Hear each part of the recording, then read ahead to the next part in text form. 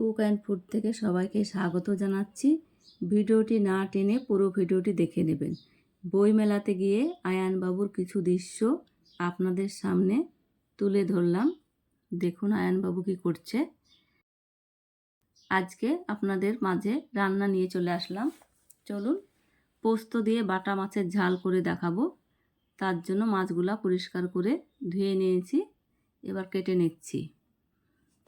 ভিডিওটি ভালো লেগে থাকলে লাইক দিয়ে পাশে থাকবেন, বন্ধুদের সঙ্গে শেয়ার করে দেবেন। কেটে পরিষ্কার করে আবারও ধুয়ে নিয়েছি। গ্যাসে কড়াই চাপিয়ে দিয়ে তেল দিয়ে পেঁয়াজ কুচি দিয়ে দিলাম। ভালোভাবে পেঁয়াজ ভেজে নেব। পেঁয়াজ ভালোভাবে ভাজা হয়ে গেছে।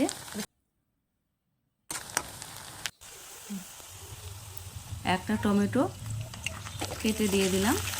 আবারও পেঁয়াজের সঙ্গে ভালোভাবে কষিয়ে নিচ্ছি। স্বাদ মতো লবণ, হলুদের গুঁড়ো, জিরের গুঁড়ো, আদা রসুনের পেস্ট 1 চামচ। ভালোভাবে মশলাটা কষিয়ে নেব। যত কষানো হবে ততই স্বাদ বেশি হবে। ওপরে তেল ভেসে উঠেছে, আমার কষানো হয়ে গেছে। ওপর দিয়ে লঙ্কা কুচি দিয়ে দিলাম। আবারও কিছুক্ষণ কষিয়ে নেব। ভালোভাবে কষানো হয়ে গেছে। বাটা মাছ দিয়ে দেব। মশলার সঙ্গে মাছ ভালোভাবে কষিয়ে নেব। এইভাবে আলতো হাতে কষিয়ে নিতে হবে যাতে ভেঙে না যায়। ভিডিওটি ভালো লেগে থাকলে বন্ধুদের সঙ্গে বেশি বেশি শেয়ার করে দেবেন।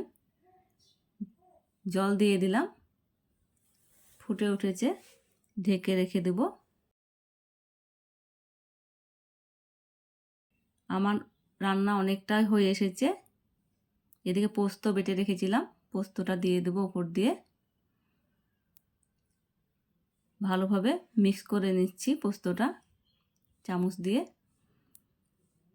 আবারও 1 মিনিট মতো ফুটিয়ে নেব। আমার হয়ে গেছে। এবার নামিয়ে ঠান্ডা করে নেব।